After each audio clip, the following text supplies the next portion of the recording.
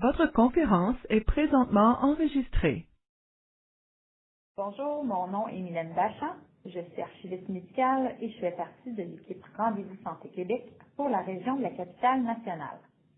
La formation d'aujourd'hui se consacre à la présentation de la plateforme RVSQ et de son paramétrage. Aujourd'hui, je vais vous présenter la plateforme.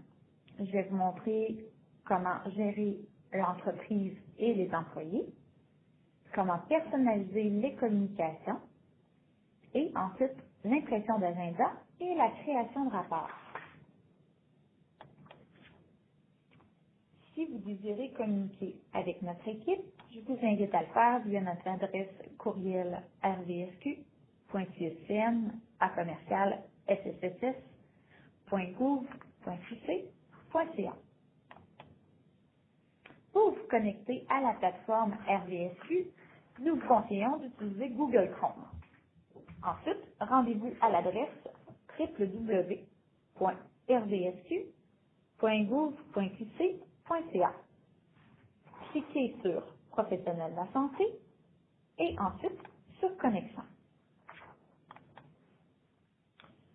Vous devrez entrer votre identifiant RAMQ qui peut prendre la forme d'une adresse courriel ou encore d'un code CE pour les administrateurs locaux ou d'un code IP pour les médecins. Ensuite, nous inscrivons notre mot de passe que nous aurons choisi via les services en ligne de la RAMQ et on clique sur Connexion.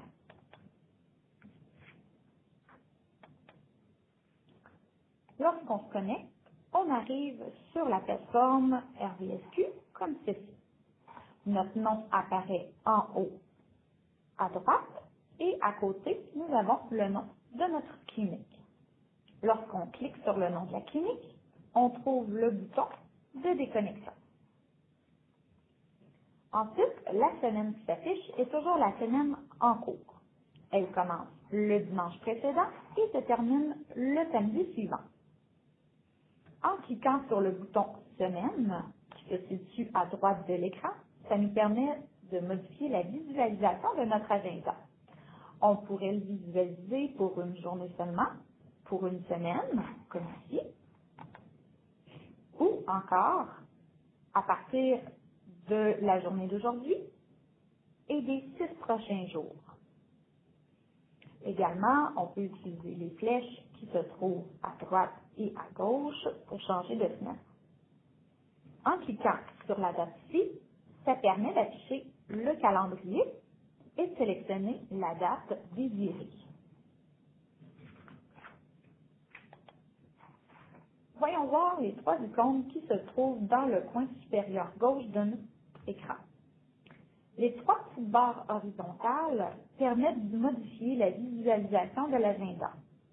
Ensuite, nous avons la feuille de papier qui nous donne la possibilité de produire un rapport ou encore d'imprimer l'agenda papier.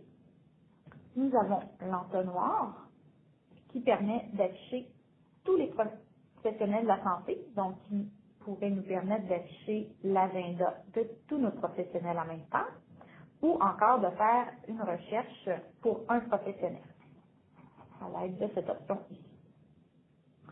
Nous verrons plus loin là, comment produire un agenda et comment produire un rapport, et comment imprimer l'agenda.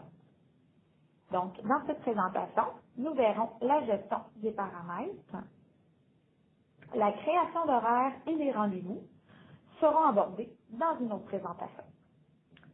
Maintenant, voyons un peu plus en détail les possibilités pour modifier l'affichage de l'agenda. Donc, lorsqu'on clique sur les 3 petites barres horizontales, on peut modifier l'intervalle d'affichage des heures de notre agenda. Donc, on pourrait changer l'intervalle aux 60 minutes, 30 minutes, etc.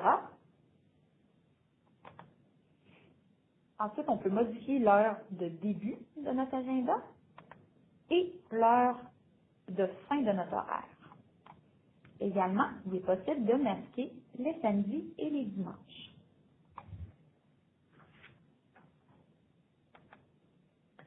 En dessous de nos 3 icônes, nous avons une petite barre défilante qui nous permet de choisir un professionnel de la santé ou encore de visualiser tous les professionnels de notre clinique. Donc, en cliquant sur un de nos professionnels, ça l'affiche son agenda.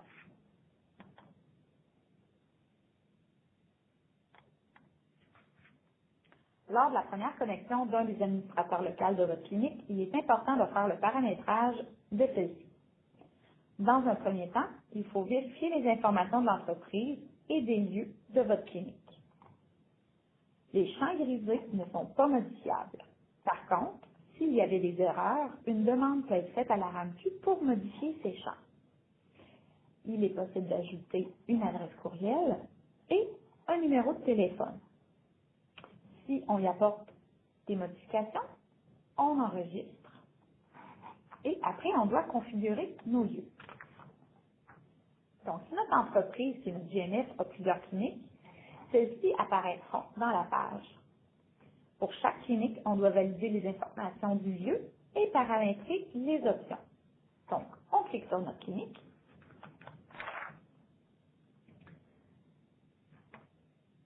Comme pour notre entreprise, les champs en gris ne sont pas modifiables, mais une demande peut être adressée à la RAMQ si toutefois il y avait des corrections à y apporter. Les champs qu'on peut modifier sont le bureau et le numéro de téléphone. Si des modifications sont apportées, on doit faire enregistrer. Ensuite, on doit venir configurer les options de notre clinique. Donc, tout d'abord, dans notre onglet Options,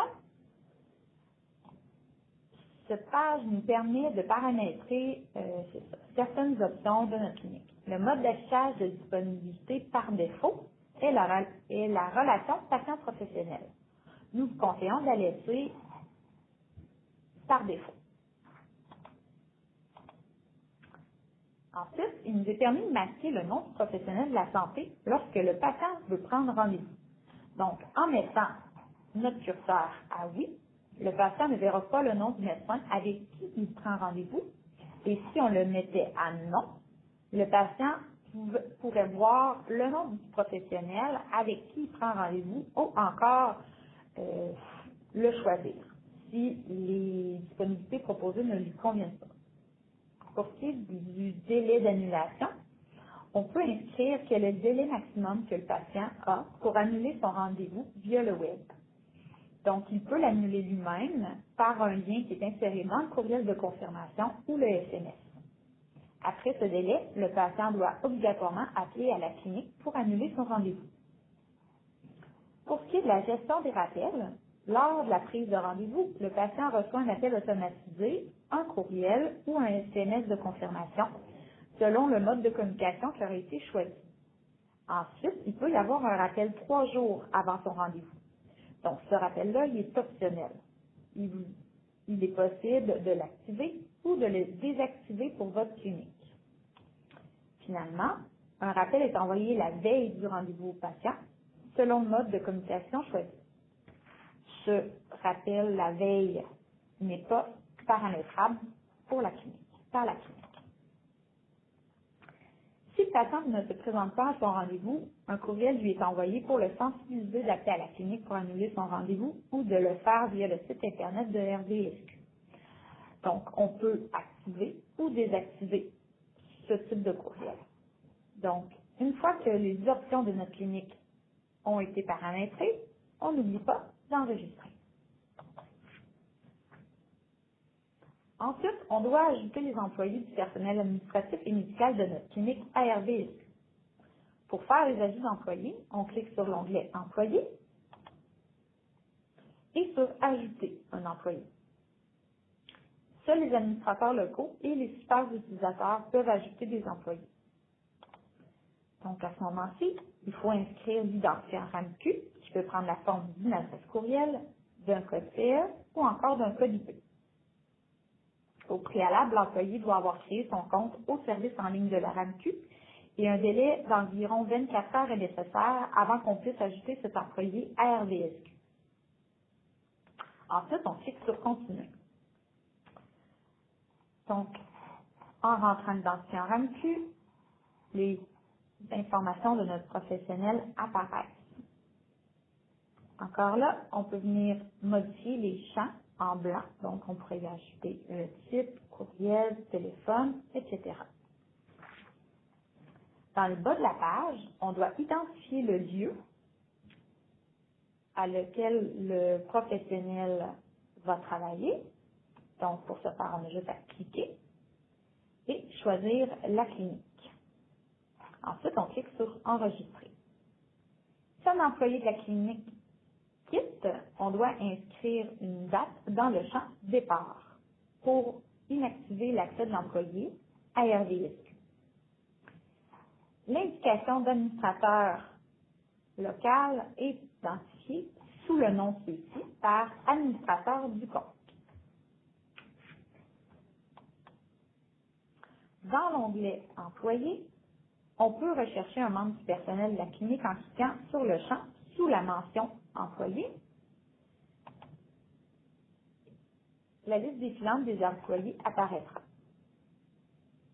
Si l'employé est un professionnel de la santé, les champs Services et options devront aussi être paramétrés. Une chose importante à retenir, c'est que pour chaque professionnel de la santé de notre clinique, on doit créer des services. En fait, les services seront utilisés pour la création des plages de disponibilité. Si aucun service n'est associé au professionnel, les plages horaires ne pourront pas être créées. Donc, pour créer un service, on clique sur « Ajouter un service » et notre page s'ouvre. On doit choisir un type de service, MF qui indique que ce sont des plages de disponibilité pour les patients d'un professionnel de la santé de notre clinique, GMF affichera les plages de disponibilité pour les patients du GNF et GEN pour général, ce sera les plages de disponibilité pour toutes les personnes assurées. Ensuite, on doit choisir une raison de consultation et on peut venir modifier la durée du rendez-vous par le petit cadran. Et les rendez-vous sont par tranche de 5 minutes. Ensuite, par exemple, on viendrait créer notre service pour la population générale, raison de consultation, réorientation, durée de 30 minutes et on fait enregistrer. Pour un professionnel, il est possible de créer plusieurs services. Donc, il est aussi possible de faire des regroupements de services. Cette fonction permet de créer des regroupements de services à l'aide de ceux créés précédemment. Plus précisément, ceci facilite la création d'horaires lorsque plusieurs services doivent se retrouver dans une même plage horaire. Pour créer un regroupement, on doit inscrire le nom du regroupement. Donc, le nom que vous allez choisir doit être parlant pour votre clinique. Donc, par exemple, urgence, 15 minutes. Ensuite, on clique dans le champ Service pour sélectionner le service à inclure au regroupement. Et ensuite, par exemple, si on choisit Général Urgence mineure 15 minutes, on pourrait cliquer sur le petit plus vert pour venir choisir Consultation prioritaire 15 minutes pour en ajouter un supplémentaire. Et on pourrait même recliquer sur le petit plus vert et choisir un troisième service qui serait Général Réorientation 15 minutes. On peut rentrer plusieurs services dans notre regroupement. Par contre, il y a deux conditions. Il faut que le type de service soit pareil, donc soit pour la population générale, MF pour les disponibilités de notre médecin de famille ou encore GMF pour les disponibilités d'un médecin de notre GMF. Et il faut que la durée soit pareille. Ensuite, on fait enregistrer. La fonction Option permet de limiter le nombre de semaines qui sera affiché pour la prise de rendez-vous en ligne pour notre professionnel. Ensuite, on doit paramétrer les permissions. Donc, pour chaque membre de notre personnel, on doit attribuer des permissions d'accès. Soit la fonction de super utilisateur, la personne pourra gérer les agendas, donc créer des horaires pour la prise de rendez-vous, gérer l'ajout, la modification, et la suppression d'employés et modifier les communications. Il est conseillé d'attribuer ce rôle à plus d'une personne dans la clinique. Et ensuite, pour les autres utilisateurs, on peut leur permettre de visualiser ou permettre de visualiser et gérer les agendas de d'autres professionnels. Ensuite, on choisit notre lieu qu'on veut donner l'accès à notre utilisateur et à quel professionnel de la santé. Donc, il est possible de choisir tous les professionnels. Une fois qu'on a rempli notre lieu, notre professionnel et qu'on aura choisi la permission, on clique sur le petit plus bleu et celui-ci s'affiche dans le bas. Donc, ici, notre employé X aurait accès à ma clinique de dépistage coronavirus USMQ et à tous les professionnels qui travaillent dans ma clinique en mode lecture-écriture.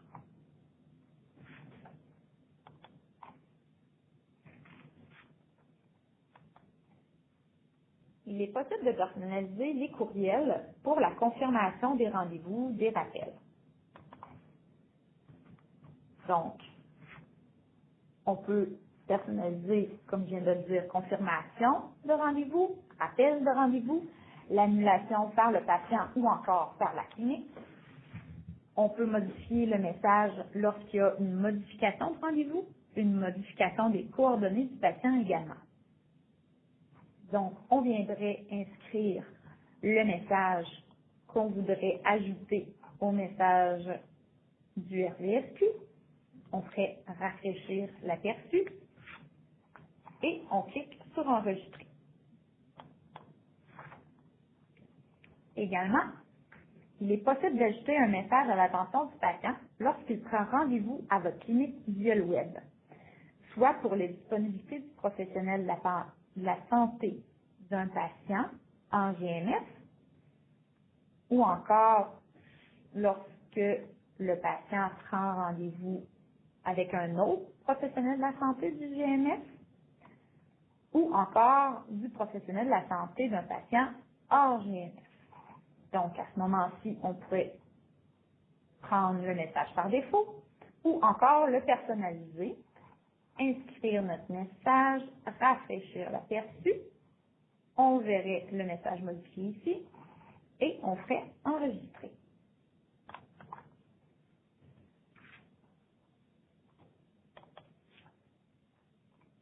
Donc, pour produire un rapport, on y va via la petite feuille de papier. Même chose pour imprimer notre agenda.